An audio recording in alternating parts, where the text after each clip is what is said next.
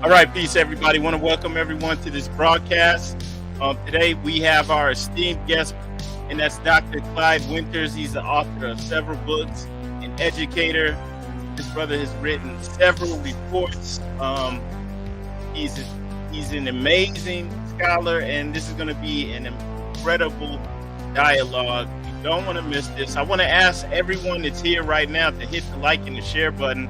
We're not going to take that much longer, people. We're about to go ahead and get started. So hurry up and share this everywhere you can on social media. And we're going to go ahead and get started right now. Don't go anywhere.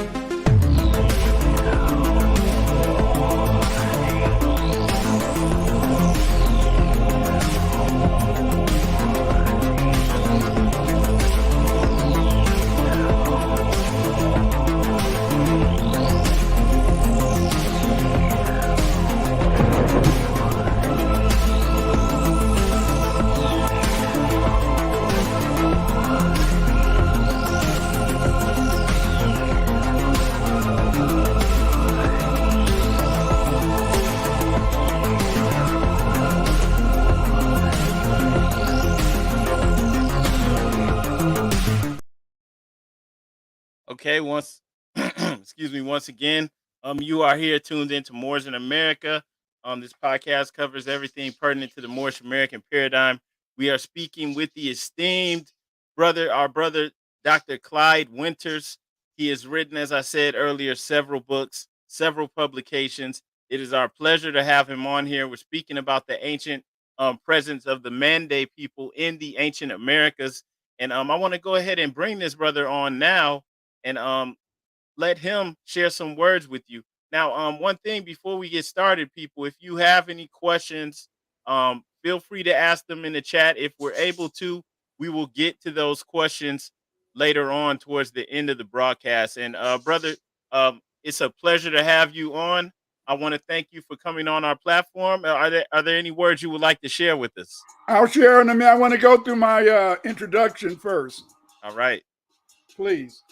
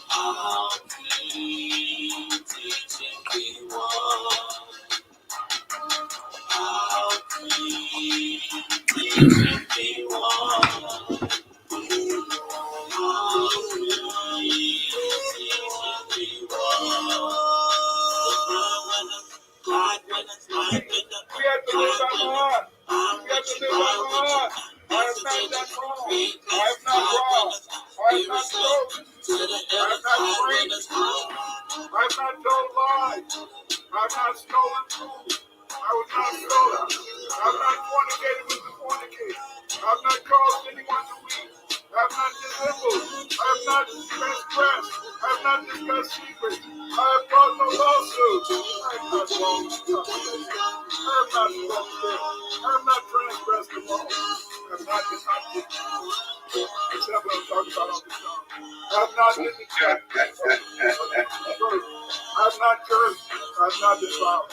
I have not confounded truth. I have not cursed the devil.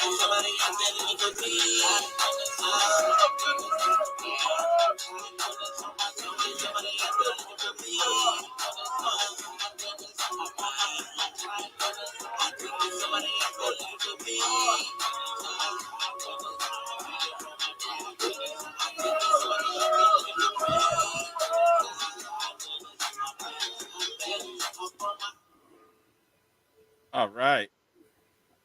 Dr. Winters has illustrated that Africans have been settling the New World and building new civilizations and cultures in the Americas and around the world for the past 100,000 years.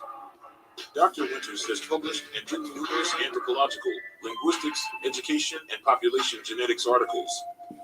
Many of these articles have appeared in peer-reviewed journals and online. His work has appeared in the Journal of Black Studies, Afrohistory, Journal of African Civilization, Adolescence, International Review of Education, Thresholds in Education, TC Record, Bioessays, International Journal of Human Genetics, and PLOS Genetics, to name a few. He has published over 40 books, including Atlantis and Mexico, the Mande and the Ancient Americas, We Are Not Just Africans, and African Empires in Ancient America. For more of Dr. Clyde Winters, check out Yoshima Gumroad page, and that will lead you to the map.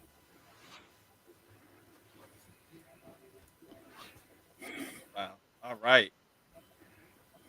And gratitude for sharing. For people who are watching that clip right now, just showing some of the information that the brother Dr. Clyde Winters has available. It said over 40 books, which is amazing. I have a couple here. Yeah. And then also what I wanted to talk about today, the Mande in the Ancient Americas. See the library behind me. We love to read over here and learn. And that's why we're here today to learn from you, brother. It's definitely a pleasure to have you on here and to be able to pick your brain and to see what we can learn today. So just before we really get started, I know you played the intro, but could you introduce yourself to us and for all the people out there maybe who've never heard of you Yeah. before? Okay. Well, I'm just a brother from Chicago. I grew up on the South Side of Chicago. I taught for 46 years in Chicago public schools. I taught at Governor State University and St. Xavier University. In Governor State was in University Park. St. Xavier was in Chicago. I've been doing research into Afrocentric history since the 1970s. I've tried to, in a sense, be a scholar to really deal with all areas of Black history, and I'm just here to to teach the people our history. Amen. That's beautiful, brother. And gratitude for sharing. Now, speaking of, I wish I had a picture of the book up here right now, but just We for can those see that it. don't know, could you give us a little information, maybe why you wrote this book, The Mande in the Ancient Americas? Okay, well, the reason I wrote that book is that the Mande had a great influence on the Americas. And the Mande, I've been working on the Mande for years. Let me explain to you. Back in the day, I was I was writing material back in what, 72, 73 on Blacks in Ancient America. So then I read this book by Leo Viner. Leo Viner wrote a book called Africa and the Discovery of America. And so when I was reading this book, he talked about the influence of the Mande on the Aztecs, the Mayan language. He also had in there a statuette, the Tushla statuette. And this statuette, he said, had Mandingo inscriptions. So what I did is that I began to decipher them. And as I deciphered them, I began to do research. As I began to do more and more research on ancient America and really the world, I began to see that the Mande people played an important role in the history of the Americas. I found in a sense that the Aztecs, they said they were Mandingos. Yes, yes, Mandingos. The Mande people, they built the cliff dwellings out in Four Corners, the Four Corners region. That's Arizona, Colorado, out there in that area. They built cliff dwellings. I also, in a sense, found that the Mande, they left inscriptions down in Brazil, and so I wrote the book in a sense to kind of give people an understanding of the important role. I also found out that the Olmec calendar, because see, the Olmecs, they were Malinki Bambara speakers, and they came from West Africa. Around 1,200 to 1,400 years ago, they came to Mexico, and they settled in the Gulf region. Okay, and so once I found out that they were the Mande, then I started really getting interested in the Olmec people. And so then I found, in a sense, that the calendar that the Maya used was invented by the Olmecs.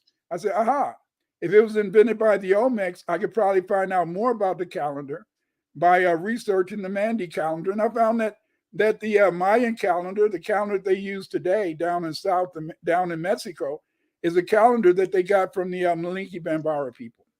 But I found I really need to do another book because see, since I published this book, I found three tribes. I found three tribes in Virginia: the Tutelo, the Manican, the Mande, the Mandine. I found three more Mande tribes in Virginia, and I also discovered that the Manican, they had an what's called a lingua franca called Okanishi. Okanishi. You may find a lot of Aboriginal people, the Black Aboriginals. Nobody want to be black, but I mean, they are black. But the Black Aboriginals, they like to use the word Niji, Niji, Yeah. and they don't even know that that's the Mande word for hello. Wow. Yeah, because see, that's what it's all about, is research. And I dedicated myself to doing this research because see, back when I was in high school, my wife, my wonderful one, she her father was her grandfather was Cherokee and her grandmother was Blackfoot, and so then so my mother told us that we were Choctaw, but I didn't give a damn about being no Choctaw because I mean, damn, I grew up. I'm 72 years old. I grew up in the 60s. The Indians always lost. I Yeah. didn't want to. I Yeah. didn't want. What did I? Why I want to be an Indian? I didn't want to be known as no Indian. I wanted to be one of the people from Malay or Songhay or Ghana. I mean, I wanted Yeah. to come from one of the African civilizations. So back then, I didn't really get involved. I did a survey when I was a senior in high school, and I found that about 60 to 70% of the brothers there said they had Indian ancestry. You probably got Indian ancestry if you probably asked your grandma. Yeah. If Yeah. your grandma's around, I don't want to go there. But I Yeah. mean, because of that, then I began, in a sense, to realize over the years, I used to write at Indian at Egypt search. And so, the brothers there always want to talk about the Moors. Yeah. So then I decided it was time for me to do some research into to my Aboriginal heritage. So that book is a result of doing some of the research of that. So Richie, are you from Virginia? I see that writing. Are you from Virginia? That's where the Dominican lived, in Virginia and Yeah, we'll North see if Carolina. he comments back to answer that question. But yeah, that's very interesting that you say that, and I mean that's what we hear just across the board. With Yeah. our people, so-called Black African American here. Like my granddad told me that his father was Blackfoot Indian, and I Oh, listened but didn't really understand until I started to look he, deeper. he You know? couldn't be Blackfoot, because the white man say the only Blackfoot live in Canada. That's a Yeah, lie. That's a yeah, lie.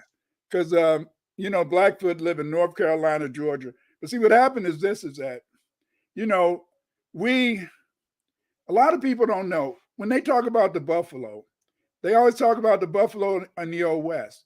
But do you know what? My family is there in Delaware, so they're from Delaware. Okay, oh, he must be a Moor or something from Delaware.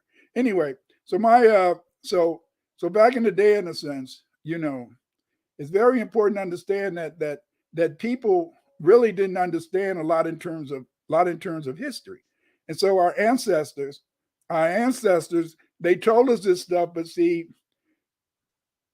Buffalo used to be in Virginia. Buffalo used to be in Mississippi. Buffalo used to be in North Carolina. Yes, the Wow. buffalo was all the way here, but you don't Yeah. see. But they killed them off quickly. And see what happened is the Mongoloid Indians. They followed the buffalo to the East Coast. And when they came to the East Coast, they were hunter gatherers. They lived in teepees. Yeah. But see, foundational Black American Aboriginals, we built houses, we built palisades, we built forts around, we built stockades around our houses. Yeah. See, when they talk about log cabin, all that brick houses, they got that from us. And so what happened is that we adopted the Mongoloid Indians, and then Benjamin Franklin, what he did, he said is that if the white man wanted to rule America, he should hook up with the red man, and by hooking up with the red man, he felt in a sense that they could turn their children white in a longer time. It takes about what? It takes about 3 generations to turn a black baby, a half breed black baby into a white. Yeah. So, but they felt they could do it faster with the Indians. So what the European did is that he allowed the Mongoloid Indians to steal our names. Wow. Like that's why if you look at the 5 civilized tribes over there in Oklahoma, they all led by white people today. Yeah. Yeah. That's crazy too. Yeah. Uh-huh. Yeah, and it's crazy. They look just like the so-called colonizers. They are the colonizers because Yep. because it's all made up, because what happened is that when they did the doll roll after the end of the Civil War, what happened is that they sent a commission around the United States to try to register the so-called indigenous population of America, the Aboriginals. But see, what they did is that instead of listing us as Americans, they listed us as freemen. And so Yeah. all the Black Indians, they're listed on the doll's roll as freemen. But we Yes. were really in a sense Indians, but they don't want to give us that credit as Indians because they know, just like now we're trying to get reparations. But see, we're trying to get reparations for slavery. But they owe us reparations for the land they took from us. That's right. See, they owe reparations for their murder of our people and stuff. Yeah. But see, what it is that they've always wanted to give us this mythology, this illusion. You see, they always wanted to give us, in a sense, this whole idea that all the foundational Black Americans, that we all came from Africa. And the reason they wanted to tell us we all came from Africa was because, see, by saying that we came from Africa, that would deny the ownership of maybe your Blackfoot ancestors or my Choctaw ancestors. See what they did? They kicked us off the land, and they never signed any treaties with us. See, and then at the same time they didn't sign any treaties with us, they gave the Mongoloid Indians cards and stuff like that, so that they could say that they're this Indian or that Indian. Yeah. Mhm. Yeah. That's crazy. And I mean, I shouldn't say it's crazy. We can see, the ramifications of that, now. I mean, you can still see it. And it makes sense just when you look at simple things like the older definitions of American, like the 1828 definition. And Yeah. it tells you even in that definition what happened, where it explains the copper colored indigenous people, but now that term applies to the descendants of Europeans born in America. Yeah, but more than that is that what they did is that they talked about the copper colored, but then later in the sentence they flipped the script and started saying the red man. See, there were many Mongoloid Indians that mixed with us, but see what happened is that a lot of Black people, we're always trying to run away and get freedom, get some land, and we try to keep moving away from the white man. But the white man eventually bought You know, he got the Louisiana Purchase. Then he bought California, Washington from the Russians. And so no matter where we ran, they would follow us. You know, like, Yeah. and they exterminated most of the Black Indians in California. See, when Yeah. the Chicanos, the Latinos, when they start talking about, and those Mongoloid Indians that live in California, they didn't live there. It was Black Indians. But the point is, this is that they were able, in a sense, to steal, in a sense, our heritage, you see. And so because they were able to steal our heritage, then many of us don't really know who we were. And so because of the fact that I am a researcher, I'm a historian, I decided I had to set the record straight, you know. I had to start doing papers and articles to explain how the original people here, the indigenous people, the Aboriginal people, were, in a sense, Black people like you, like me, like us. Yeah. I see someone in the chat is asking like which white man. They're trying to see, what part the Irish or the Jews played in this. Well, see, it's very complicated because you have to understand. Is that the people that live in Ireland today, they're not the Irish. See, the people that live in Ireland today, they took the original people that lived in Ireland were the Black Irish. But see, Oliver Cromwell, he was a Protestant, you know, and so then the Black Catholics, he was Black too. Now, understand this, he was Black too. Okay. Oliver Cromwell. But if you see a picture of him, they make you think he was white. He wasn't white. Most of the kings and queens back there. I know you may have seen my video on the King John, I think it was, and he was Black. But anyway, so Oliver Cromwell, what he did is that he hated in a sense the Catholics. So Oliver Cromwell, when he became the head of Parliament, he invaded Ireland. When he invaded Ireland, he killed about 200,000 Black Irish, and then he sent 400,000 Black Irish to the colonies, to North America, and also down to the Caribbean. See, many people, they always teach you that in 1619 that the first Africans came over here. It was already Black people here, and in fact, the first slaves in 1634, the first chattel slaves were in a sense Aboriginal Black people. Then in 1651, Oliver Cromwell sent 200,000 Black Irish, the original Irish. He sent them into chattel slavery because just like those people from Jamaica and all that running back to Britain. See, Oliver Cromwell said, "Nigga, you don't come back here." So now they're coming back. But see, so the first slaves in 1634, around Thanksgiving, these were Aboriginal Black people. Because see, they need the Aboriginal Black people to grow tobacco. That's why if you look at the pictures around the tobacco when they on the plantations, they always had the Black people with feathers. Yeah. That's because they were mainly Black. The Indians were all Black, and then so they had the first triangular trade was a trade in Black Indians, and they sold them to work on the plantations in the Caribbean and the plantations in the South, tobacco plantations.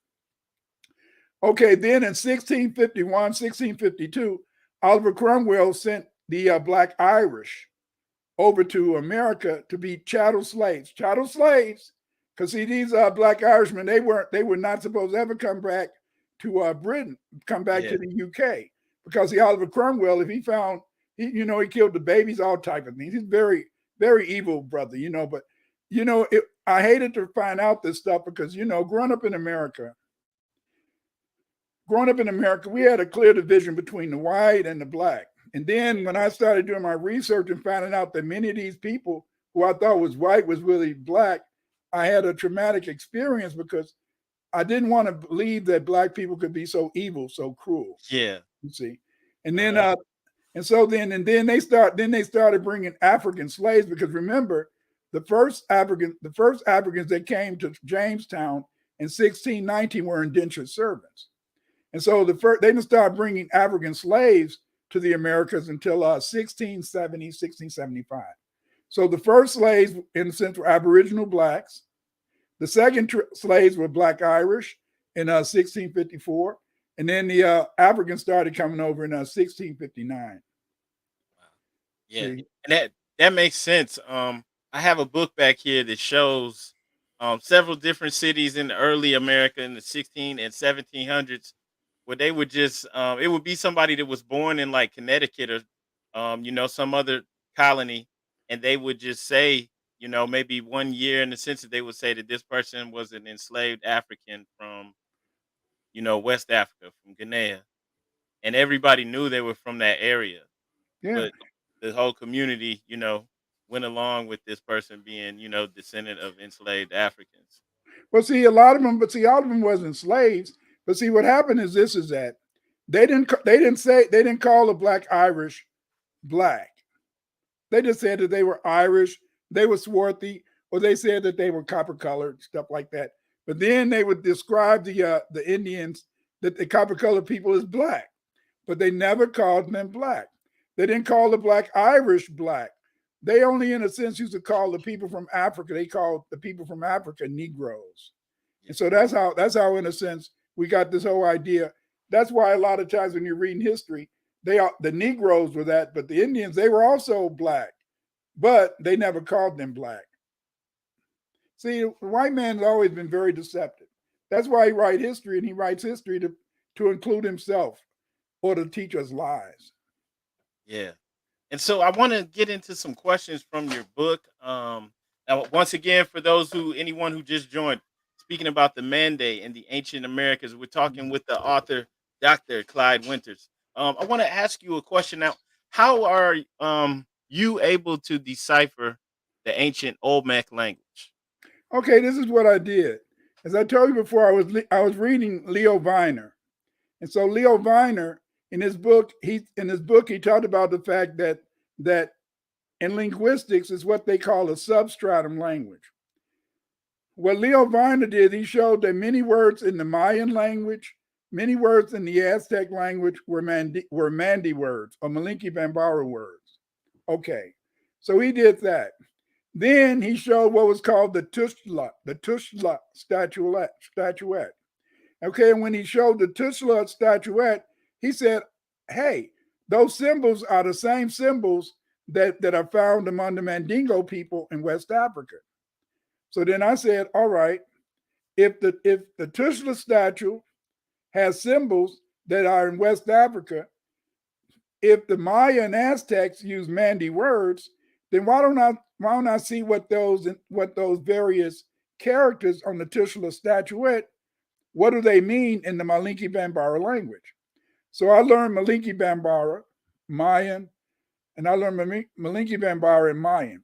And so then when I found the characters, then I was able, in a sense, to decipher the characters on the Tushla statuette. And when I deciphered the characters on the Tushla statuette, then that showed me, in a sense, that they were that the Olmec people were the Mande people. And so then after that, I was able to. Then it was years. I mean, I deciphered the Olmec language back in 1979. I deciphered it in 1979, but they didn't publish any more inscriptions. They didn't publish any more Olmec inscriptions for about 20 years. But then when they started publishing more Olmec inscriptions, and I was able to read even more inscriptions. I even now I know the names of the heads. The big head kings. I know their names now from understanding the Olmec language.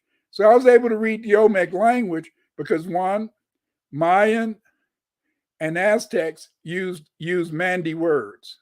Okay, the Mayans said that they got their writing system and their language from the Turushi.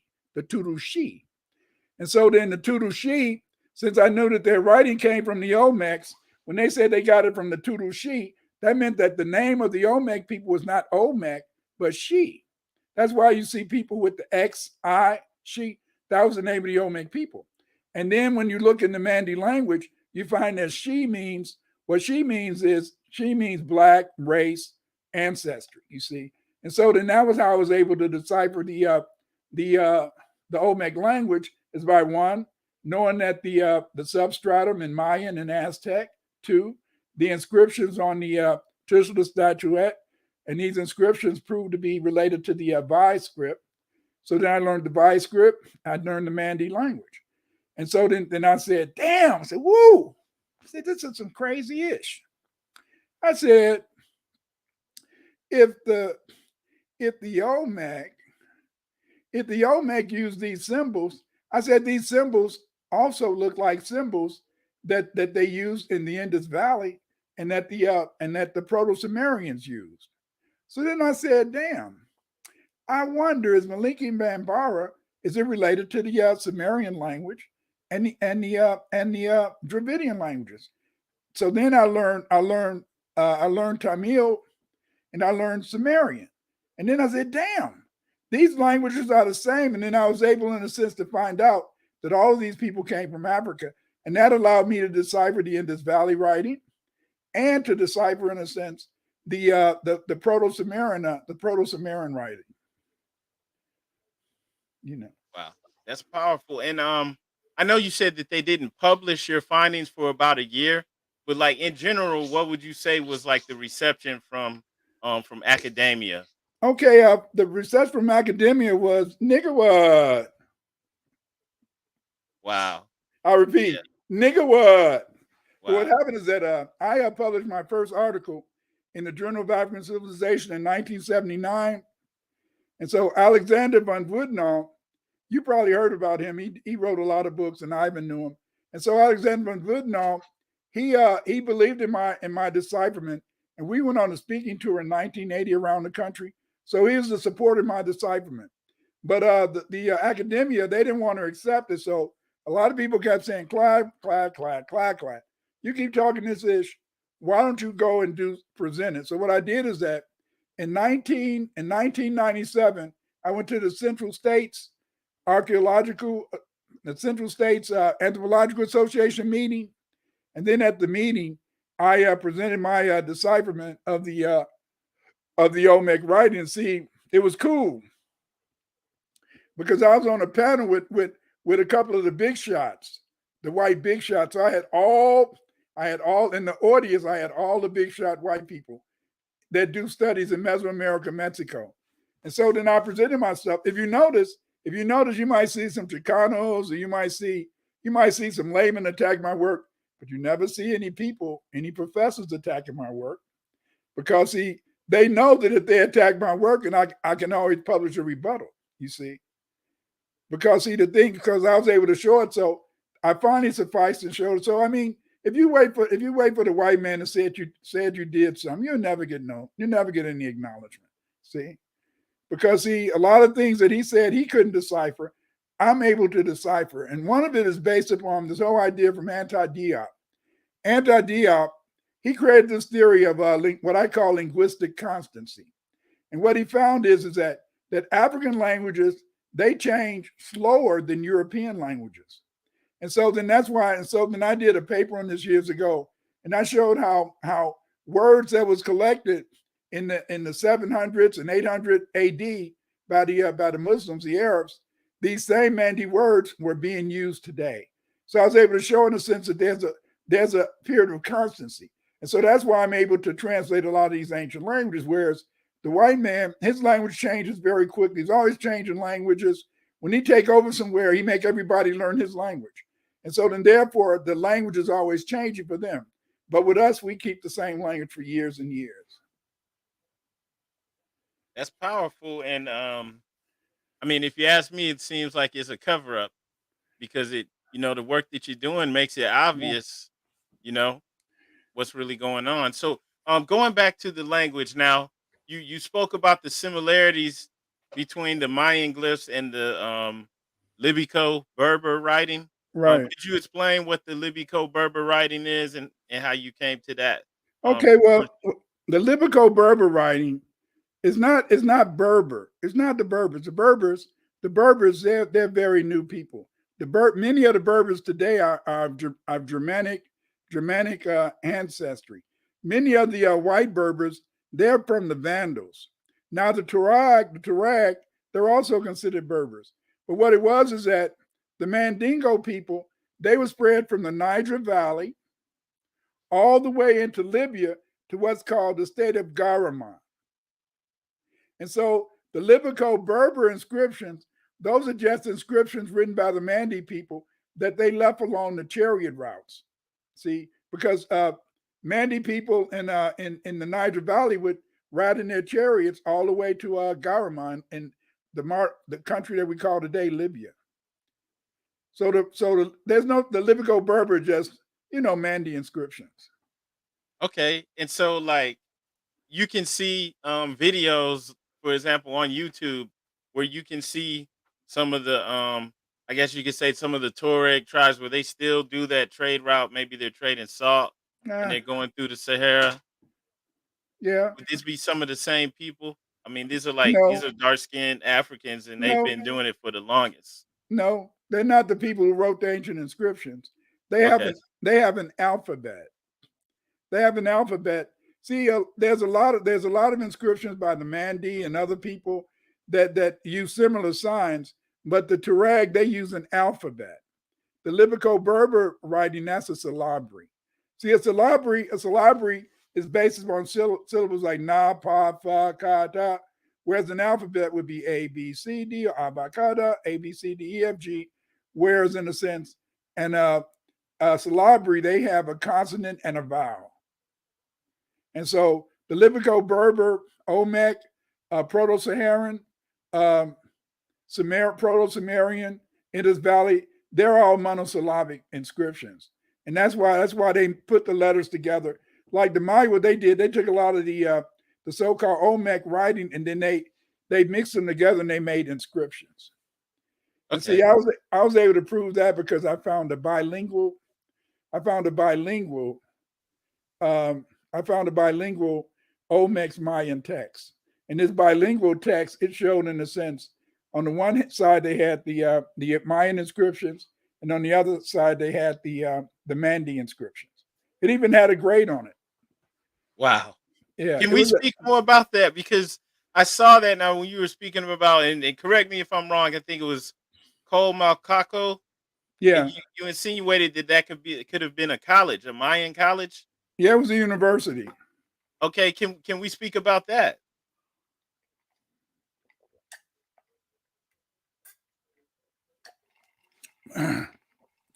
um, yeah, we can.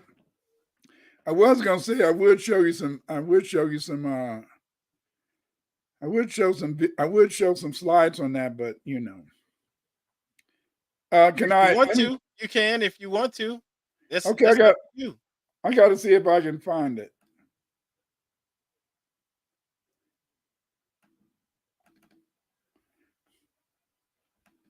All right, but just to refresh for the people that's listening, the brother just spoke about finding inscriptions in the Olmec and Mayan language, like together in the same area.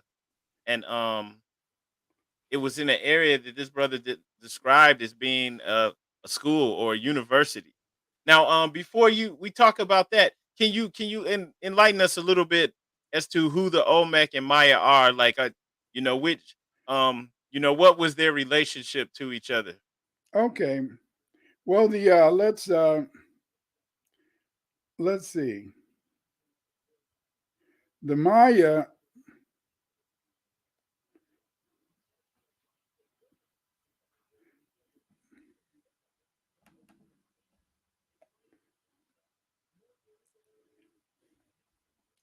The Maya. The Maya people. They're native in a sense. People from. They're native people from down in Mexico. Let's try to share the screen. I had to share the screen again. Stop sharing. See the Maya. Okay, present. Share screen. Windows.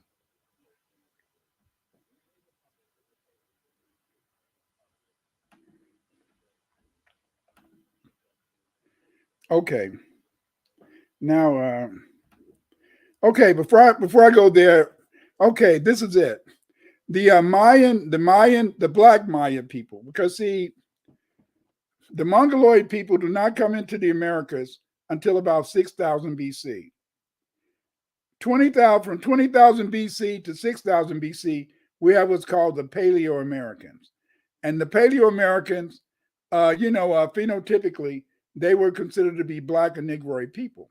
Okay, so we find that in Mexico, there was these Black people called what is that? Negro Chiapas Chicanas. There, and they lived in the Mexican state of Chiapas. Okay, so these Black people, they're called the Ocos, and the anthropologists believe that the Ocos are the ancestors of the Olmecs. I mean, not the Olmecs, but they're the ancestors of the Mayans. Okay, sometime between 1200 BC to 1400 BC, the Olmec they sailed into Mexico. They landed off the Gulf region. Then, as the Olmecs expanded their civilization across Mexico, they went into Western Mexico and they met, in a sense, the Ocos. It was already Black people in Mexico before the Olmecs came. But then many of the Ocos and other people, they began, in a sense, to adopt some of the cultural elements of the Olmec people. That's where they got writing from. That's how they started building pyramids and stuff like that. And so then, Can I stop you right there, brother? Please hold. Don't lose your train of thought. So, what you just said, just for the people that's listening, now you're saying that the Olmecs, who came into the Gulf Coast from across the sea, taught the Ocos, they taught Ocos, the Ocos, who were the Black indigenous people that were already living there. They taught them how to read and write and language. yeah, and how to build pyramids and stuff like that. Wow. Yeah, and so Okay. over time, the Olmecs, their civilization declined, and then we see the rise of the Maya. But the original Maya were Black people, and see under mostly all the temples, you see those big temples that they have in Mexico. Usually under those temples, you'll find a temple with pictures of Black people in it. See, but the Mongoloids, they conquered them. And that's why after a while they stopped being able to build pyramids, because they didn't build the original pyramids. The Mongoloid people, they just copied off us. But now I'm going to let's go to the the stuff. All right. Okay. So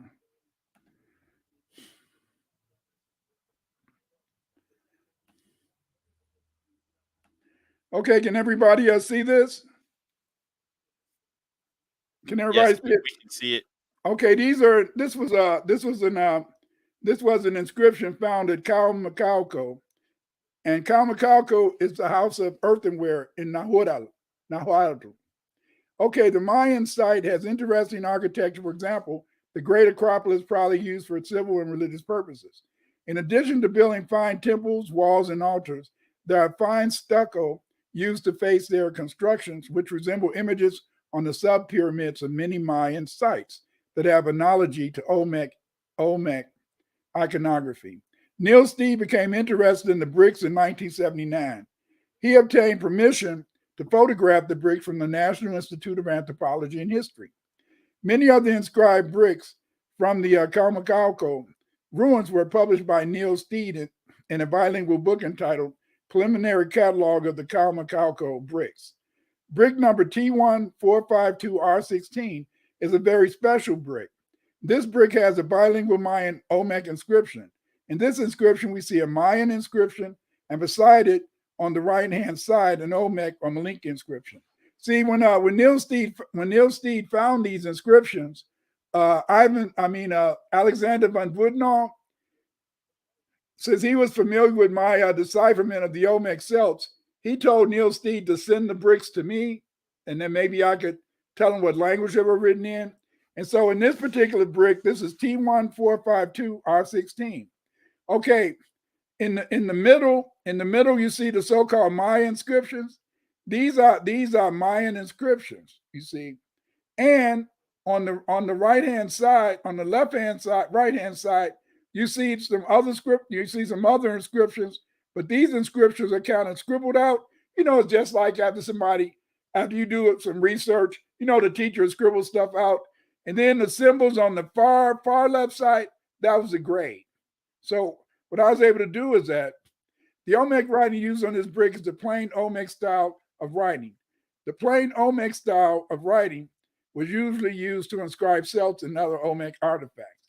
And so, as you can see, on the one hand, we have the Mayan, and then we have the Olmec on the other hand. And the Olmec is where I explain what each of these symbols mean and how these symbols correspond to the Mayan inscriptions. See, the Mayan inscriptions, they're just made up of various syllabic signs from the so-called Vi or Olmec writing.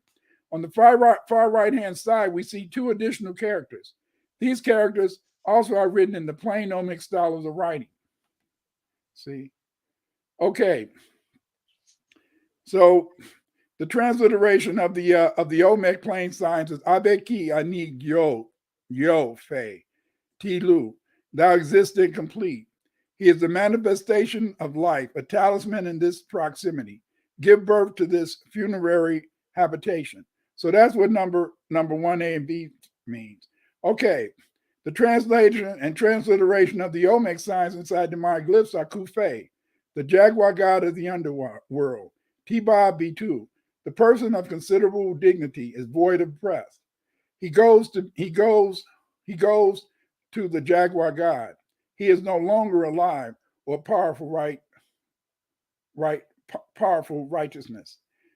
His place of rest exists here. So you can see how on the one hand side, on the right hand side, I have the translation of the Olmec. The Olmec signs, and on the left hand side, I have the translation of the Mayan signs. As you can see, that they both are saying the same thing. But when I did this, Neil Steed, he interpreted the ones the Mayan inscriptions, and we discovered that we both had the same. We both found the same thing. Wow. Yeah. That's amazing. And I'm so glad you're sharing this work with us. It's just powerful, and it's crazy that all of this is just hush hush, you know? As far as, I guess you could say, as far as like the mainstream is concerned. None of us are hearing anything about this. We have to dig, to find the Well, research. they mention they like my decipherment of my decipherment of the proto proto they like my decipherment of the proto Sumerian writing from Okay. I deciphered that down in where was that in down in South America. Let me see.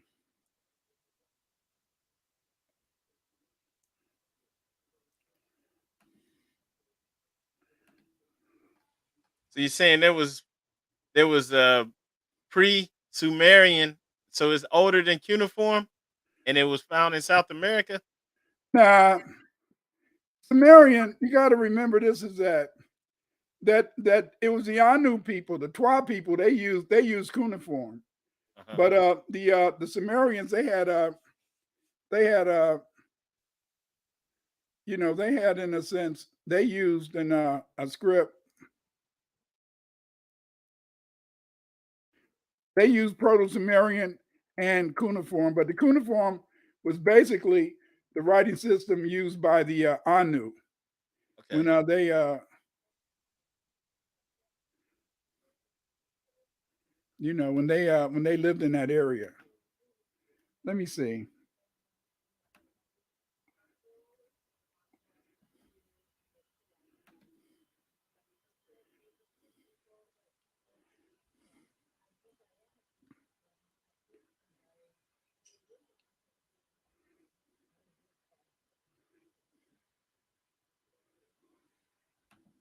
Okay, let me see. Let me share the screen again. Maybe I don't know if this will work, but we'll see. All right.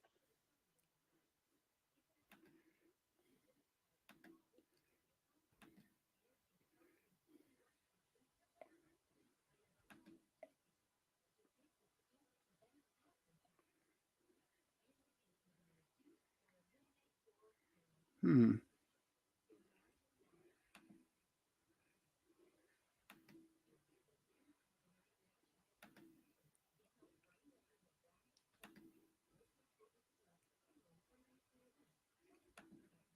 Can you see the screen? Yes, we can see it. This is the Fuente Magna bowl from Pocatilla. I deciphered this years ago. They go ahead and admit that this is writing. Let me see. I'll read some of it. The Fuente Magna bowl was found accidentally by a worker from the Chua Hacienda, property of the Manjan family. And then let's go down.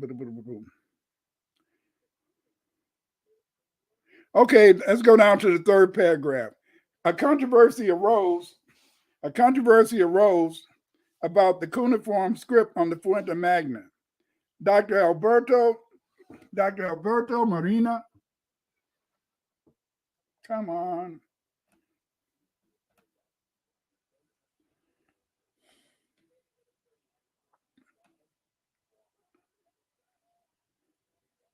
Okay.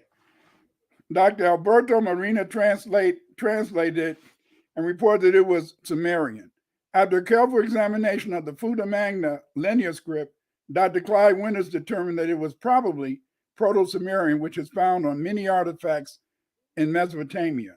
An identical script was used by the Elamites called Proto-Elamite.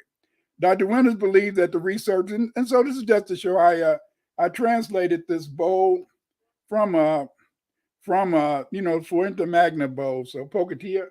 So they accept, some people accept that, but it's kind of hard. You see, you have to understand.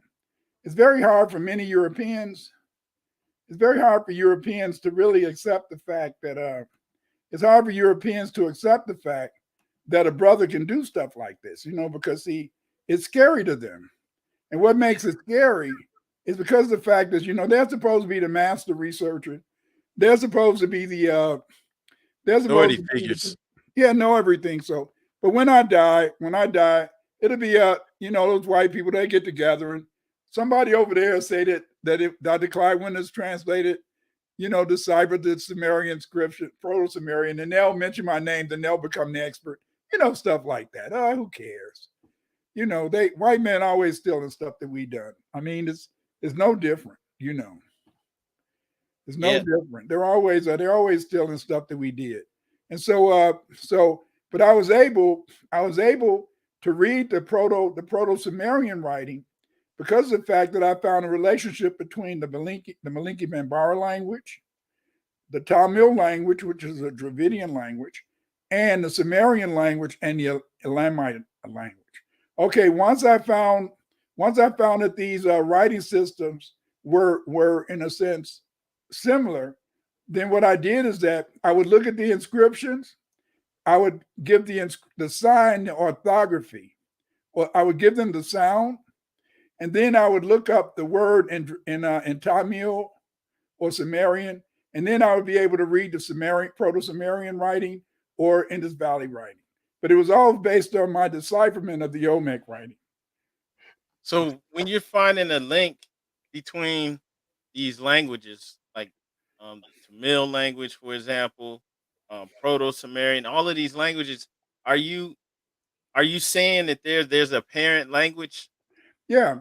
Well, they claim it's a parent. Okay, this is it. When you do comparative linguistic research, once you find in a sense that there's a relationship between languages, then they say that if languages are genetically related, then those languages must have come from the same mother language. So what you do is you invent. So what you do is that you compare the languages, and then you develop the proto language or the proto words. That when you compare all the words, and you get the proto language. But those are just made up languages. I mean, you just make them up. But we don't really know what the mother language was. But we know in a sense that I can reconstruct proto-Saharan. I can reconstruct the language. But the thing is, this is that it's It's because of the fact that I find relationships, but that's comparative linguistics. See, the thing about comparative linguistics is that in most linguistic classes, if you go to university, I don't know. I haven't found a university yet that teaches comparative linguistics. So usually you had to learn comparative linguistics on your own. You look at applied linguistics. I used to teach in an applied linguistic course at St. Xavier University. And then this applied linguistics course, because I was teaching in the bilingual education program. So then I had to teach the students a basic linguistic course. But see, when you do comparative linguistics, I've written a book on comparative linguistics, and that people, in a sense, if you're interested, you can go to Amazon.com, and you can see my book where I explain how to decipher ancient languages. What's the name of that book? It's I can't remember. Well, you know what? We're just gonna link to your Amazon page in the description so that we can go on if there. they link to the page, and you'll see it. In it, I talk about my decipherment, of the Proto-Elamite, Proto-Sumerian, the Indus Valley writing, and the Olmec writing, and the ancient Bai writing. Yeah. I also deciphered the Meroitic writing, but that was a whole different story. Yeah, that's powerful, brother. And going back to the book now, I wanted to ask you a few more questions if we have time. Go ahead. You mentioned in the book, I believe it was Tozer claimed that the Mayan people said that a group of foreigners, which we would say the the Tudor Olmec, She. yeah, The Tudor She. she. Okay, That's how I got the name She. That's how I found out that the actual name of the people we call Olmec was not Olmec, because that just means rubber. Yeah. The name of the people was the She, because they called them the Tudor She. Wow. And that's who taught them how to read and write. Yeah, that's who taught them how to read and write, and they said that every year they would be tested on it, the elites. You see, I mean, okay, let me explain to you. I know you've read all these books, and they said that when the conquistadors came over here, they had all these Moorish interpreters. Okay, now Yes. people have never asked the question: how could these Moors be able to talk to the Aboriginal people? Yes. And see, the reason that the Moors were able to talk to them is that because of the fact that there was Moors and Mandingo people trading tobacco. They were the first trappers. They were selling tobacco all the way from Mexico to Canada. And so because of the fact that many of the people trading in the language were speaking Arabic or Mandingo, so when the Moors came over here, it was always somebody in every village who could speak Arabic. Because see, remember, Semitic languages always have what's called root words. Yes. In every Semitic language, you find the same root words.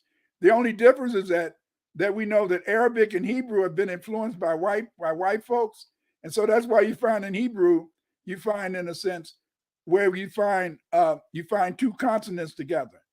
I'll give you an example. That in Arabic we would say Assalamu alaikum.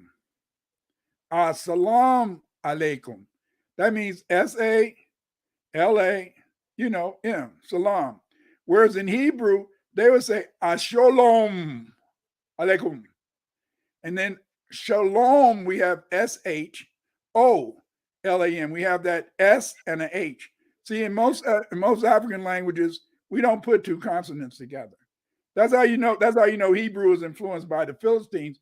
But because of the fact that we have these basic roots in all the Semitic languages, that's why the Moors could come and they could talk to every Indian all the way from they could talk to every Indian group all the way from Florida to Colorado. Wow. Because there's always somebody who knew Eric. See, you got to understand is that that a lot of Aboriginal brothers, they get upset. You see, they get Yeah. upset because they don't know their history. But see, we got documented evidence. We have documented evidence of the Delaware Indians talking about the fact that Moors were shipwrecked on the coast.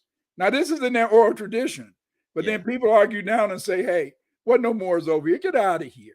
That's why. That's Yeah. why you have to. You can't accept everything that white people tell you. You have to do the research yourself, and in doing Yeah. the research yourself, then you can see this relationship. Yeah. And with what you're saying now, that makes sense. When I've seen like these little anomalies, like as a child, seeing the little Ripley's Believe It or Not book, and they speak about how uh I forgot the Indian, so-called Indian, his name was like Pequot or something like that, that met the Sequoia, Mayflower, and they had a person that could speak, with him, and he was able to communicate. yeah, And so yeah, that makes Estevanico. sense now. Yeah. Remember Estevanico? He Yeah. he led a lot of the Spanish run. So that's why, because it was always a brother in every village who could either speak Hebrew or Arabic, and because they all have the same root words, that's one of the reasons that they were able, in a sense, to communicate. For Yeah. example, if you speak Arabic, you can just about understand if somebody's speaking Hebrew. If you Yeah. speak Arabic, you can understand if somebody's speaking Syriac. Yeah. Now Persian, that's different, but any so-called Arab language, they're going to be the same, because see, they learned that language from the Semitic people that lived in the Nile Valley. Yeah. And so you spoke about Estavanico, or Stephen the Moor. Now he went to the Southwest. Can we Yeah, speak about the Southwest? As I know you spoke about specifically like the Four Corners.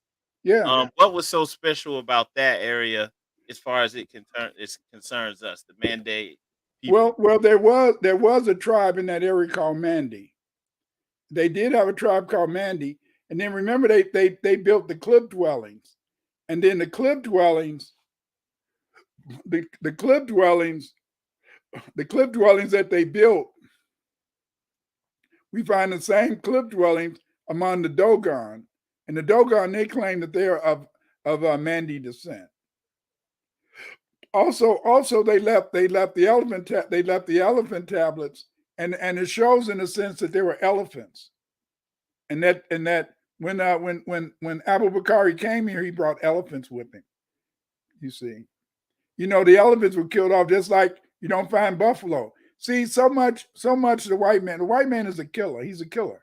I'm not trying to be racist. They're just killers. Look at how they killing each other over there, and yeah, there we go. So you know, these, in a sense, if you notice, the one on the one on the first one, I think that's in the Southwest. Those are in the Southwest. You see. And then you can find other ones in the Dogon area. Yeah. See, that's one of the four corners. You can see the big picture on the right hand side. Yeah, Mesa Verde. Yeah. Yeah. So the similarities are obvious, from the housing. Now you spoke on the book about the inscriptions being found there. Yeah, they found an inscription. They called it was two, and on these inscriptions, they found the elephants on them. So it's very interesting. But see, once you learn once you learn it, you can really read a lot of that stuff. Yeah. And also I remember you mentioned in there too about the is it the Anasazi or the Hopi tribe, saying that their ancestors came from across the street. I mean across the sea. Yeah, some of them, but see, there were Mande people. There were Mande people there in addition. See, remember the Navajo, the Arapaho, they always say it was already people living there when they got there. Wow. So usually you would find, throughout the United States, you'd find a village of Black Indians, and then you'd find a village, in a sense, of Mongoloid Indians. And then, since we adopted them, we adopted their lazy poor asses. Then I say that because they always betrayed us. See, Yeah. they were hunter gatherers, but they try to teach you that these Mongoloid people were the 5 civilized tribe. Name one of the major Native American restaurants. Name one of the major Native American dishes. See, that's the whole point. Yeah. But see, now if I ask you, name some of the the foundational Black American dishes, chicken, rice, Yeah. all that type of stuff. Collard greens, all that stuff. Yeah. Collard greens, because you remember collard greens, and then what is the bread of life? Our bread of life is a hot water cornbread. And we got that from our Native American, our Aboriginals. What they would do is that they would get some cornmeal, and they would get some hot water, and then they would mix it together, make a little, and then they would throw it on a hoe. That's why they call them hoe cakes. Then they fry that sucker up. I love it. I love it. I love it. Yeah. And then later in a sense, when the Africans came over, in a sense, they brought collard greens from Africa. Yeah. And then when the Spanish, remember they had a colony down in Florida around 1526. Those brothers in a sense, when they came from Haiti, they brought with them tomatoes. So we had tomatoes, collard greens. Yeah. And whole cake, baby. Whole cake. So so you can see all this ancestry. It's just knowledge is power. Yeah. Fish and grits. Somebody really turned fish and grits, baby. Yeah. But see, I'm weird. My wife used to always say I was weird. And because my baby doll, when she ate grits, she wanted to have gravy and salt. But when I eat grits, I want sugar and I want butter. I want sugar and butter and everything. That's why I'm too overweight. But most people when they eat grits, they like them to be kind of, a little bit more salty-ish and stuff like that. Yeah. But no, go ahead, brother. Go ahead. Because it was the 5 civilized tribes that grew the 3 sisters: corn, beans, and squash. I know my father, he was from Mississippi, and when I was a kid, he would always rent land out in the suburbs near Chicago. And every summer we would have to grow a garden. So in the spring we had to go out there and bring plant squash, corn, beans. But he also wanted to plant some okra and tomatoes. And so we would do that. And then after we harvested, my mother, she would always make dumplings with tomatoes and stuff. But again, back then we were a little bit more in tune with our culture. Yeah. And just with what you said, I don't think I heard correctly. So when you were saying like the other items that came from Africa, like tomatoes, maybe like tomatoes came from Haiti. Tomatoes came from Haiti. Okay. So would you say that like tomatoes and sweet potatoes and collard greens, did things like this come through the slave trade, or did it come from Africans coming over here trading, before colonization? The collard greens and all that came during the slave trade. Collard greens, okra, that came during the slave trade. The tomatoes, that came when the Spanish took some slaves from some Carib slaves from Haiti. They introduced tomatoes. Okay. But corn, beans, and squash was already being grown. Remember, that's one of the reasons why they wanted so many black slaves over here, so they could grow rice. See, the black people, the Indians, they used to like black Indians because they could grow tobacco. They knew how to grow tobacco, and they could grow. They knew how to grow cotton too, but mainly they liked it for tobacco, sugar cane, stuff like that. But then because they didn't bring people from Africa over here dummies. They brought specific people with specific skills. That's why you find around the Gull Islands and all that. That's where they used to have a lot of people growing rice and stuff like that. So a lot of them came from the rice coast. Wow. Yeah. But see, the thing is this, is that the European, he didn't bring, everybody in America was not a slave.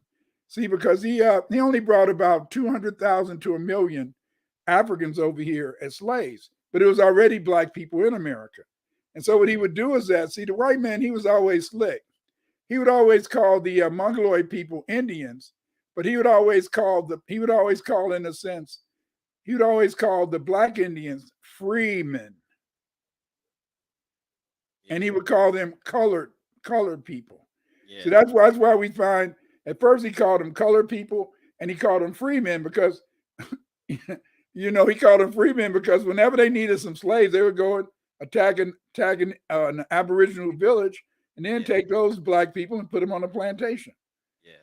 You know, so it's the European, he had his way, but he couldn't. He only took over America like he took over Africa because we were selling each other. Yeah. See, he'd go and he'd say, "Hey, Cree, hey brother, the Yamasi, they talked about your mama.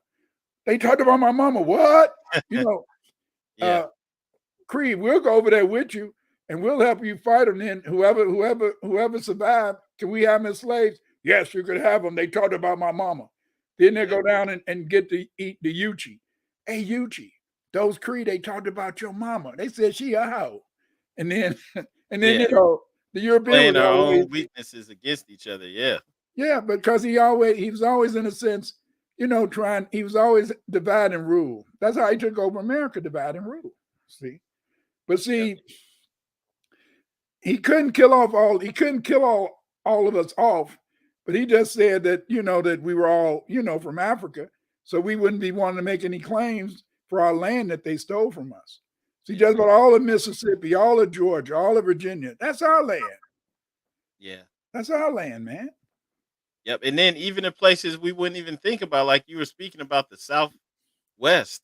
The Midwest too, Illinois. Yeah. Illinois. See, a lot of brothers in Illinois, after the French and Indian War, a lot of the black tribes in the Midwest, they went to the far west, and then they joined the Arapaho, Navajo, and some Apache, and they joined some of them out there. That's why you find those were the only black people that you found that was living in teepees was out west. Because most of the other black people, we always build houses, towns, and all that type of stuff, in villages. Yeah. See, that's why we're different from any other people on the planet.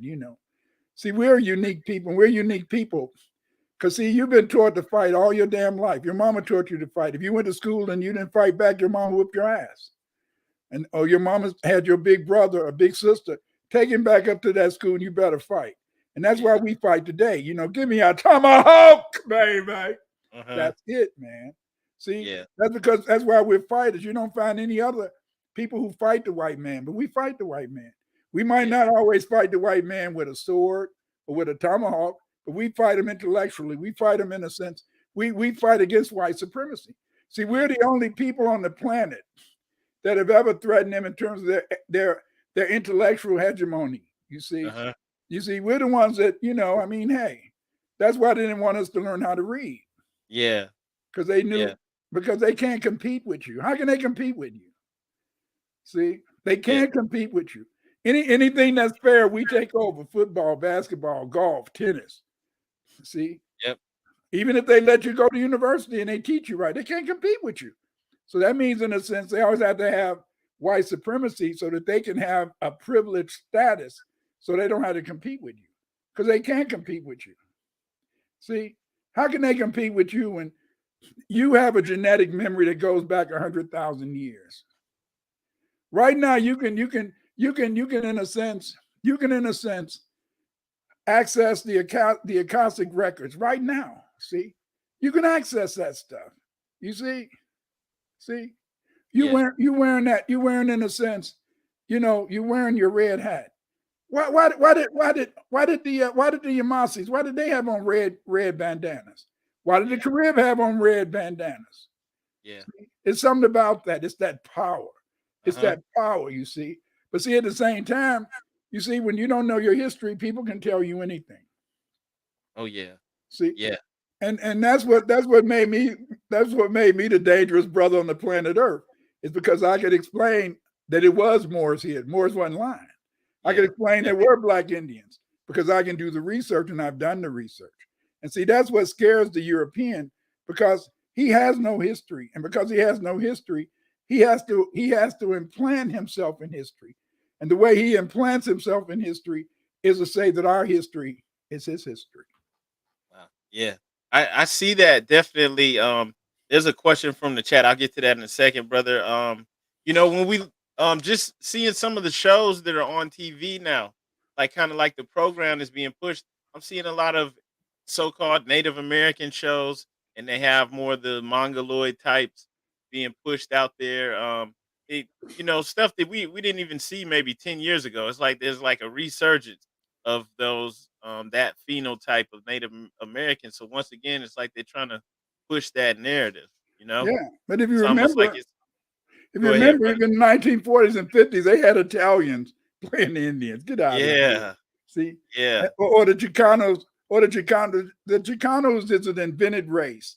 It's a right, race in the sense that the Spanish, when they raped sisters and raped Mongoloid Indians, and their children became the Chicanos.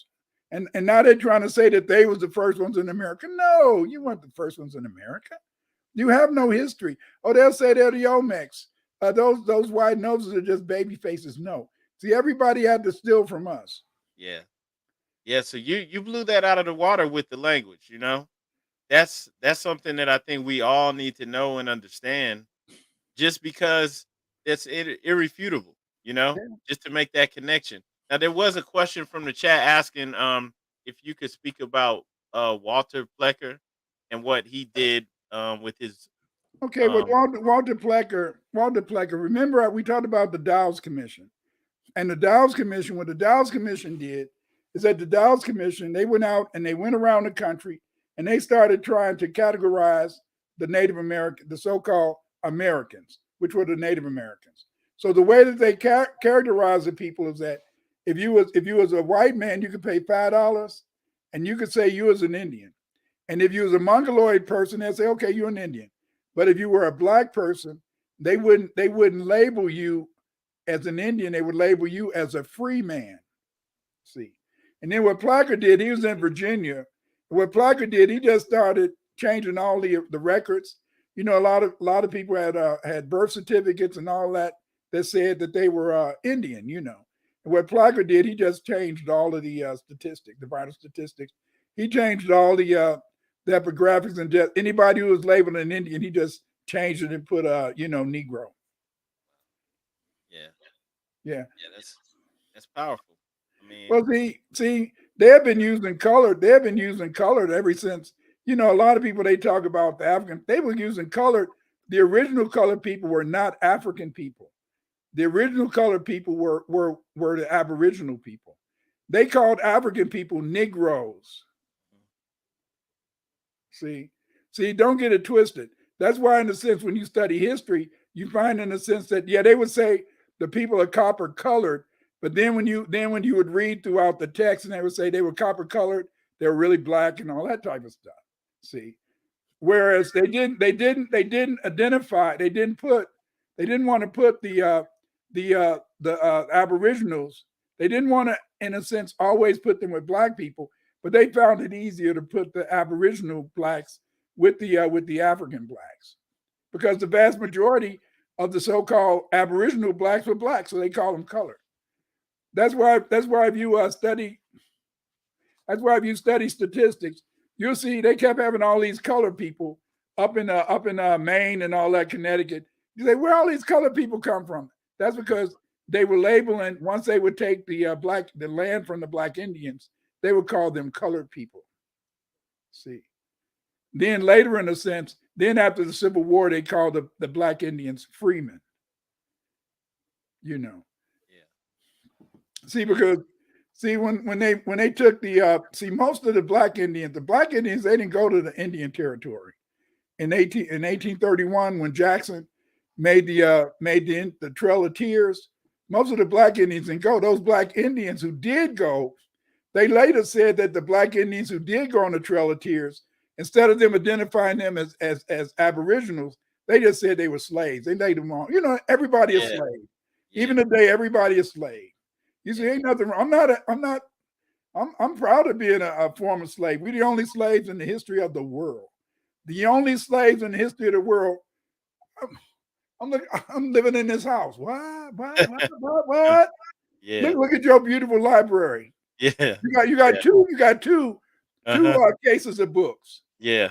You ain't supposed to have that. You're supposed to be living on welfare. Uh-huh. Just like now.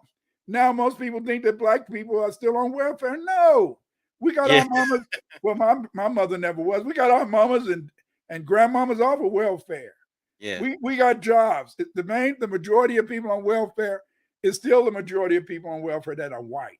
But Yeah. see, in their mind, so you think about this. Think about this, man. Everything they did to us, everything they did to hold us back, all praise on the God, we still beat him. We still Right. beat him. So what you were saying, like when the things that they'll say about us being on welfare, these are like lullabies they tell themselves. So Right. they don't have to deal with the reality that their population is going down, Well, it's and always birth been rates are so down. low. Yeah. It's So always been going down. But see, yeah, the thing is, this is that back in the day, we didn't have education, we didn't have this, and we didn't have that. Just like now, they're trying so that we can support these immigrants. They're trying to say that black people are immigrants because my mom and daddy moved from Mississippi up to Chicago. Damn, we all. So what? This is our yeah, country. This is our uh-huh, country. I can move any yeah, damn where I want. I don't have to take no test to prove I'm an American. I was yeah, born here. You know, I can right now, you, me, right now, all we gotta do, mama said we came from Mississippi. All we gotta do is look on the damn census forms from yeah, the 18, from the before 1860. And when you find the winners, when you find the last, oh, there go my ancestors. They're my yeah, great granddaddy. And then, so what if Mr. Vienters brought my great granddaddy from in Mississippi, but they man came from North Carolina. Then I can find some other winners in North Carolina, my cousins. See, yeah, you can trace your ancestry. yes, You can trace your ancestry. I can trace my ancestry. But if you ask a brother from Africa, when was you born? New Year's. When was you wow, born? yeah, July 4th, the 4th of July. They yeah, don't know because they don't have the records. yeah. Yeah. So we've been here this whole time, and I think that's just another push too.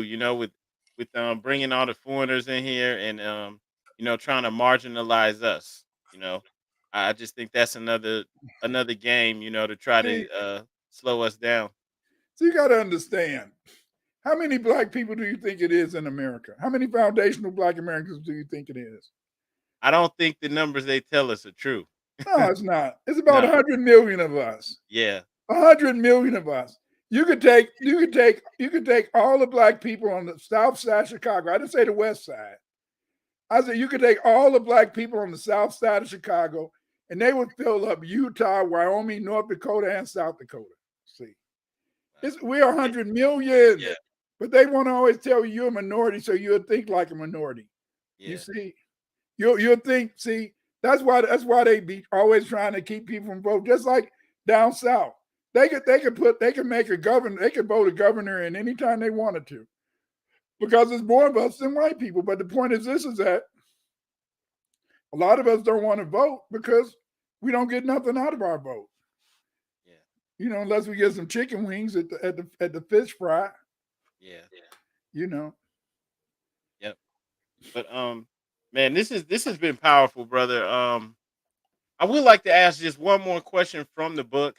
Now you spoke about the Mande presence in North America, Central America. You also spoke about the ruins. There was the ruins of a city in Brazil, and you said there was a Brazil tablet. yeah. Also, could you speak about that? Well, the Brazil tablet, that's a tablet that the bandinistas, that's what they call the bandits, the Portuguese. They call them bandinista. They mention these pyramids and these temples that they found in Brazil. This explorer he found in a sense the a Mandingo tablet, and this tablet is of a king in a sense who was a king down in Brazil, and this king he wears the same garb of the Mande Marines. See, we always just when you think about navies, armies, marines, you always just say, oh, African people didn't have navy. Yeah, they had navies, they had marines, they had all that type of mess. And so then So when you find the Brazilian artifact, it has inscriptions on it, and these inscriptions tell you the name of the person and all that type of stuff. How are you able to read the inscriptions again? But I'm able to read them because they're written in the Mande script. See the Vi script. Okay, let me explain to you. The Mande had various ancient scripts. The original script was the so-called Libico-Berber script. But then what happened is that we learned about the Vi script because it was a brother among the Vi Indians. And so the white man was always showing how he could write. So this brother, he showed him that the Vi had their writing too. And so to show the white man that he had the writing, then this particular brother, he opened up some schools to teach other people the Vi script. Okay, now he wasn't supposed to tell nobody about that script because it was taught in the secret society. So every school he started, they burned him down until he found a king who protected him. See, just like that's the beauty of the Egyptians. The beauty of the Egyptians is that they took the knowledge that was taught in the secret society and they made it plain. See, they didn't want people to know about hieroglyphics. They didn't want people to know about how to build pyramids. That was what they taught in the secret societies. But see, the Egyptians, that's why they stopped calling themselves Cushites. They stopped calling themselves Cushites and they called themselves Kami or Kamitru or Kamiyu. And the reason they called themselves Kamiyu or Kamitru, that meant they called themselves the black people. And why did they call themselves the black people? Just like a lot of people say, there was no nation called black. There was a nation called black. That was Kemet. That was Egypt. Was called the black. That was called a black nation. And then they called themselves Kamiyu. Now look. When you see the Egyptian statues, some of the people are what? Red bone, right? Yellow. Some of them coal black. Then some of them just brown copper. We come in all colors. But the Egyptians said that they were the Kamiyu, the black people. Now, so we know that they couldn't have been calling themselves the black people because of their color, right? Because they had different colors. We got different colors, just like you can look at our families, and sometimes some light, some dark, whatever, depending on this. But why did they call themselves Kamiyu? They called themselves Kamiyu, the black people, because they recognized first, in the day we see the sun represented God. Why did the sun represent God? The sun was not God. The sun was not God. The sun, in a sense, it represented the power of God because the sun gave the plant fertility. It allowed plants to grow and stuff like that. But then at night, the sky is what? Black. The planets are black. So then therefore, in a sense, God must be what color? What color? Yeah. Black. And so when they called themselves the Kamiyu, they were saying that they were the children of God. Just like the Hebrews, they claim that because they're Israelites, they're the children of God. Well, the Egyptians by themselves calling themselves they were the Kamiyu, they were saying in a sense that they were the children of God because God was black. And since God was black, and if you called yourself black, that meant that you were claiming that you were a child of God. You see? Yeah. And see, that's why they broke away from the Cushites. Wow. And you know what that sounds like? Do you know who Cat Williams is? Oh, Comedian? yeah. Yeah, he was just saying that on his tour, saying that, space, all you have out there is dark matter. Yeah. And he's like, that's God. That's what he was basically saying, Yeah. Yeah. But see, that's the secret. See, everybody wants to be a child of God. Everybody wants to have that relationship with God. And see, only a fool would say that God doesn't exist. But I thank God so much. I thank God so much that because of God, God gave us a good side and a bad side. So some of us have to be evil. But I'm very glad that God allowed me to be a believer in God, because by me being a believer in God, I can be alone. You see, but I can't really be alone. I can only be lonely. I can be lonely because there's nobody around me, but by having a faith in God, I'm never alone because I know God is there. See? And see, that's why some people commit suicide. Some people become lost Yeah. because they don't have anything. See, but there's nothing wrong with being lonely sometimes. But when you got God, you're never alone. That's right. Yep. If you there, God's there too. Right, right. You know, Yeah. feasible law, feasible law. In other words, you work in the service of God. Yeah. Yeah. And this has been a great talk, brother. It's been a great pleasure having you on here. I don't want to take up too much more time, brother. Are there any words that you would like to share with us, or any information, anything that you would like to speak Well, on? the only thing I can say is that those of you out there that want to help support my research and help me to be able, in a sense, to to do the research that I do, because I do a lot of research every week. I do a broadcast with Reverend Matthews. I'm on his program every Thursday. Like tomorrow we're doing a program, and and if you can, I'd love if you want to support me to join my Patreon. And the reason that I'd be very happy for you to join my Patreon is that it's my patrons who provide me with the support to be able to buy books. You know what I mean? A lot of my research is up to date. And a lot of times to conduct the research, I have to buy books, I have to buy articles. Sometimes if there's an article online, you have to pay maybe $39 to $100 just to read the article. See? Oh And yeah. so then I really appreciate when people join my Patreon. Also, I'd like you, if you're interested in learning more about Black history, and I even got videos on the history of the Moors. If you go to my YouTube website, my YouTube website is Clyde Winter's Ancient History. Go to that YouTube website. I got almost 300 videos there about all aspects of Afrocentric history, the history of Black people. If you want to buy one of my books, you can go to Amazon.com. Just put in there Clyde Winters, and they'll show you a page with my books on it. So if you can support me in any way, I'd be happy. I accept it. Because see, this work takes money. This work, and a lot of it can only be produced because there's people out there like you, family, that support me and help me to be able to do the research that I do. Yeah, just go down. Yeah, that's an old site. Yeah. Oh, you have a newer site? If you go all the way down to the bottom. If you see under there, I got it's 5 sites. I got 5 sites. Okay. The other Afrocentric sites. So I got plenty of sites. But Okay. I haven't changed the books in years. I've been lazy. Yeah, I understand too. But I have a lot of websites here too, so definitely understand that the links, people, are in the description. And definitely check out the brother's Patreon. I don't think that link's in there right now, but it will be later when as soon as the brother sends me that link. So go and support the Patreon. It does cost a lot of money to keep up with the research.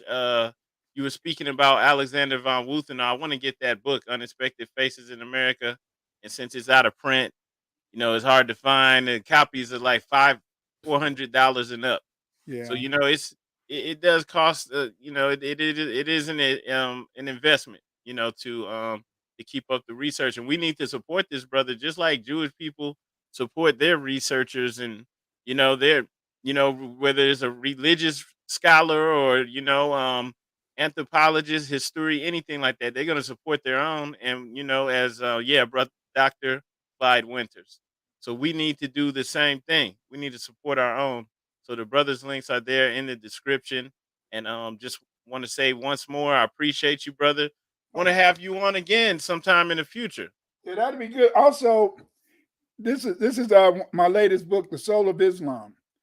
And in this book, The Soul of Islam, I talk about all the Muslim groups in the Americas. I talk about the Muslims in America, North America, South America, the Caribbean, and it's called The Soul of Islam, and it's a history. It's the history of Islam in the Americas. And I did a presentation last week. And I talked about the Moors. I talked about how the Moors, you know, were the first people, were the first Muslims in America. I talk about how the Moors was even trying to hook up with the Japanese so they could fight America during World War II. But that's another story. Oh Yeah. yeah, you didn't know that, did you? We talked about that. Me and another brother who I think wants to interview you too, brother. Chrome TV. We touched on that a little bit. Yeah, Yeah, yeah, it's crazy. but you know, but I mean that's the way it is. I mean, and even when you think about it, Noble Drew Ali, he's wearing the same outfit that the Yamasi wore when they was fighting the English. Turban with the feathers, everything. Yeah, See, yeah, but again, you know, is that the European is always telling us that we don't know our history. See, we know it. The history is there, but again, it's in a lot of books. What I'm doing in January, I'm gonna publish a book on the Aboriginal, the Black Aboriginals, and I'm gonna talk about the pyramids we built, the mounds, talk about the roads we built. I'm gonna talk about the various Aboriginals, the Anu, the Twa, all that, and but I'm not gonna publish the book until till January because I'm trying to go over all the books that they wrote about the Black Indians and make sure I don't miss nothing. I'm hoping I'm gonna yeah. miss something, but this book is gonna come out in January, and it's going to be on the Aboriginal Americans. Wow. Yeah, Yeah. So this is definitely needed, and I mean, there's so much. There's so many people that just do like meme scholarship. You know, they just see stuff online and just running yeah. with it and not really understanding the source of where, where the people are coming from. And not so I really appreciate the work that you're doing, Thank you. scholarship, and it's done in a way that, hey, you could write a research paper or publish a book and put these some of that information in there and cite it from your books because you're doing the actual work. Do you know its entire websites? Its entire websites is made up of my work, and they don't give me any credit. Especially Wow. when you see when they do they've got certain websites where they're talking about genetics and they're talking about the people in China, black Yeah. people in China. They copy my entire work and don't once mention Dr. Clyde Winters. And you know, but again, hey, as long I just feel like this, as long as the knowledge is out there and people learning and we're growing, you know. And that's the most important thing is sharing the knowledge, family. And Yeah. the more we know, the better we become and the more we can help each other. Wow. Yeah, and I think we found the source for where a lot of this information and scholarship has been coming from. I'm talking about you, brother. So everybody is here. Definitely go check out this brother's links. It's amazing work that you've done over the years, and you've helped to raise consciousness um for a lot of people because Yeah. it's nobody was talking like this 40 years ago, 30 years ago, even 20 years ago. It was only a handful of people, but now you'd be surprised. I mean, a lot of people are using the information you've been putting out there. So Well, you've thank you. touched You a know, lot of us. thank you. But that's the main thing is that we have you know when Dane Calloway when you get away saying Moore's making up mess, these people make Hebrews making up mess. Come on, man, stop it. But see, a lot of people like Dane Calloway, Carimio, a lot of these people they don't understand that you can be an involuntary agent. Do you know what I mean? Yeah. Is that you can be an agent working for the European causing disunity by just this whole thing about okay, I'm gonna say I'm Choctaw, and then you say you Blackfoot, and I don't like you because you Blackfoot, and you don't like me because I'm Choctaw. That's crazy. But Yeah. see, I can be a Choctaw. You can be a Blackfoot. You can be a Moor, and but we got to be what? Be one first. We got to be black first, Yeah. black first. Because see, when you're B1, when you accept that, then you can move and see. Now, when somebody ever tell you there's never been a black nation, that's a lie. John Henry Clark, he lied. It was a black nation, and that black nation was what? Comet. And there was a black people called what? Comet True. See, and so see, knowledge. See, but as long as we're waiting for the white man to tell us who we are, as long as we're waiting for the white man to tell us where we came from, Yeah. then we'll never know where we're going. You know. That's true. That's true. And I appreciate you for saying that. I want to thank you again for coming on here. And just with what you said, man, it's powerful. It'd be great if we could get like a panel discussion together with some of the other two people that you mentioned, the Dane Calloway and the Uh, Karemios, just to you get them couldn't. on here, just so you could speak. No, you couldn't. I wouldn't even want to talk about around them. Dan Calloway believed that Harriet Tubman didn't exist, Wow. Yeah. Yeah, that's with the and Dan, internet. That's what you get with a lot of things. yeah, People are reckless now. I'm 43, so I grew up having to go to libraries, having to do yeah, work to find things out. It wasn't just all at my fingertips my yeah, whole life, and so a lot of us don't really understand the actual work that you need to put into to actually have a thorough understanding of whatever information you think you're dealing with. yeah. And see, So people run with a lot of stuff. a lot of people say, "Why do you make these videos? Why do you write these books?" I write the videos and books because, okay, I wrote a book. I got a video about the history of the Moors. What I'm hoping is that a brother who is a Moor will say, "Damn, that's good. Let me find more information." Yeah, See what I'm saying? See, what I like to do is I want to ignite the fire, but I want somebody to pick up after me. I'm 72 years old. You know, people tell me not to say this, but I got one foot in the grave, baby. I didn't think I was gonna get to be 21. When I was growing up on those streets in Chicago, getting shot at, I got shot out many times. You know, yeah, I was playing basketball and the game bangers blew one of my friends' head off. So I mean that's life, but yeah. that's growing up in the city. But the point is this: is that I didn't flee. You see these people coming from Venezuela, coming from Costa Rica. Oh, we run away from the gang. You grew up around the damn gangs. Oh yeah. You know, Don't act like Come over here acting innocent. either you Yeah, joined or you didn't join, right? yeah, You either joined or you didn't join. And then some of the brothers who joined, then you say, hey, I love you, but I can't send you no commissary. You yeah, see? And see, but that's the whole point. They're fleers. They from a fleeing culture. And the yeah. point is this is that you're a fighter, you're a warrior. And see, that's the thing that makes you so scary. See, nobody Right. wants to die. You're right. Nobody wants to die. But if there's something that you feel you can die for, you're dangerous. You know. Yeah, But I know you wanted to keep this a half an hour, so hour and a half. yeah. So you know. So I appreciate you, and you're right on that. Um, I've lived overseas in South America for about 5 years, and like a lot of the governments throughout Central and South America, not all of them, but a lot of them, they still have these traits of dictatorship.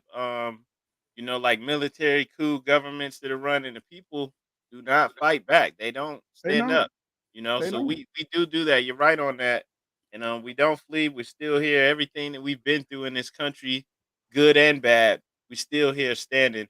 We haven't gone anywhere, and we're strong, and And our numbers are growing.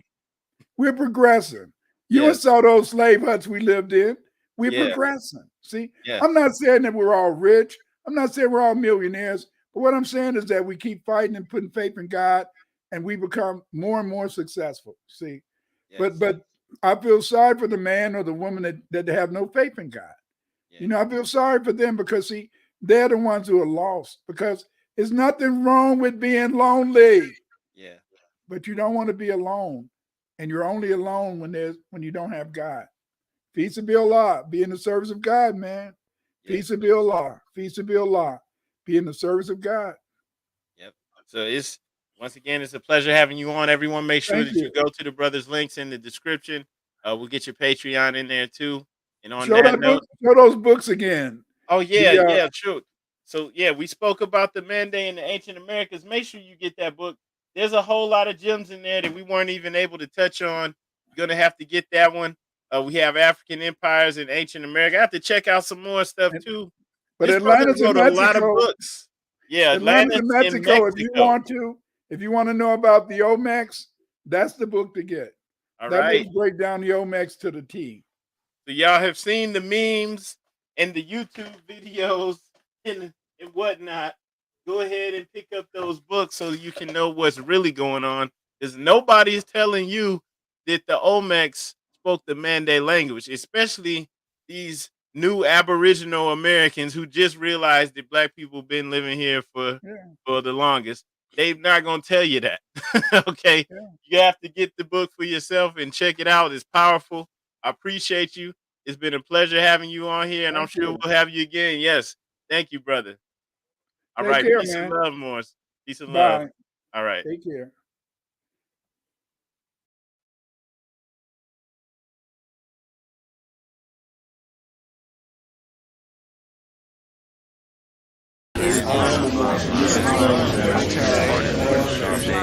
I'm not a Negro, Black, colored, African American.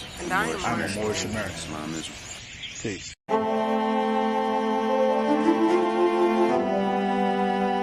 Yeah. Hey, 5 on the right, 2 on the left, man. You know what time it is.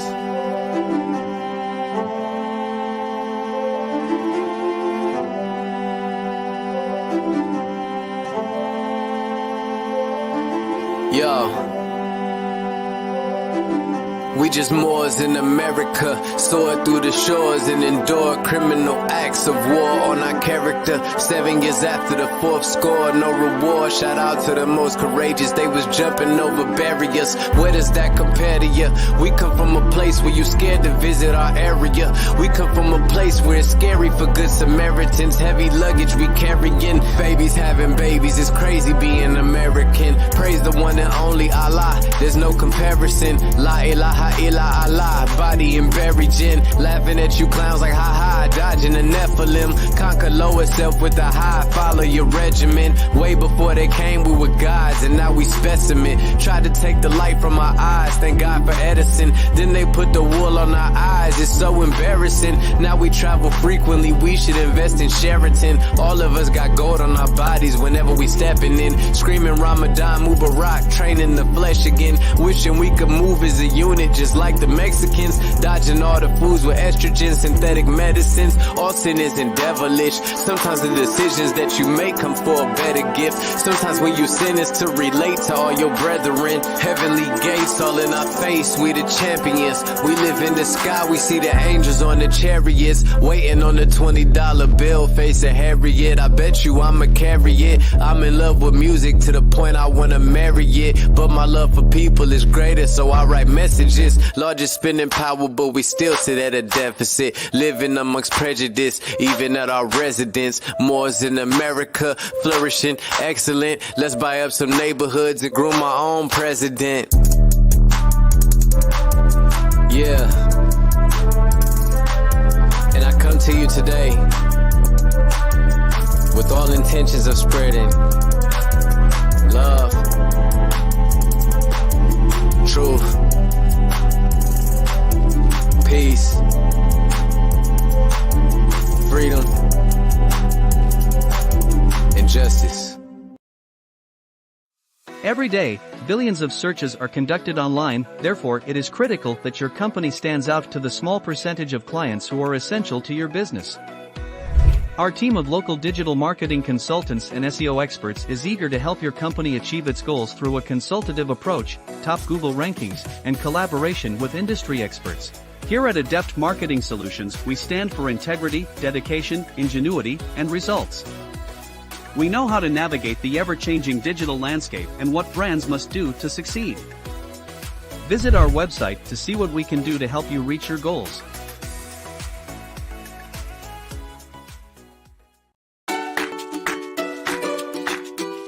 Care More is a non-profit organization focused on providing goods and services to families and individuals in our underfunded communities in Central Ohio. We have created an online presence to reach members of our Central Ohio communities, as well as local events and meetings to give away supplies and donations throughout the city all year long. Visit our website to learn more and to send a donation.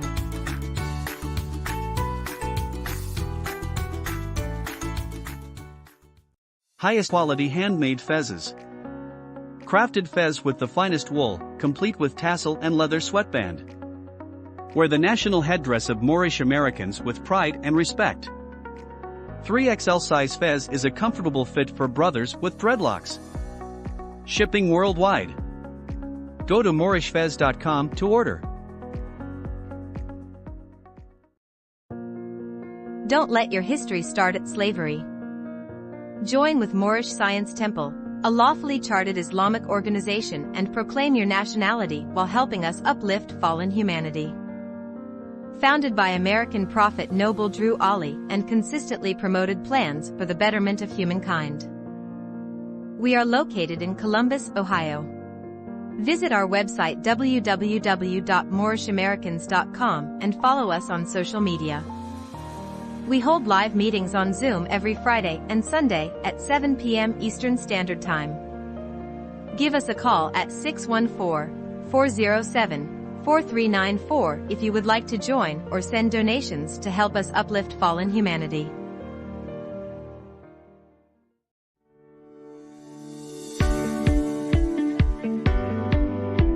Fez Caps blends Moorish style with modern streetwear hats. The cutting-edge design features Moorish symbols with a silk tassel on the dome of the cap. More than just a fashion statement, Fez Caps represents something powerful and ancient within you. Go to fezcaps.com to order your Fez Cap now.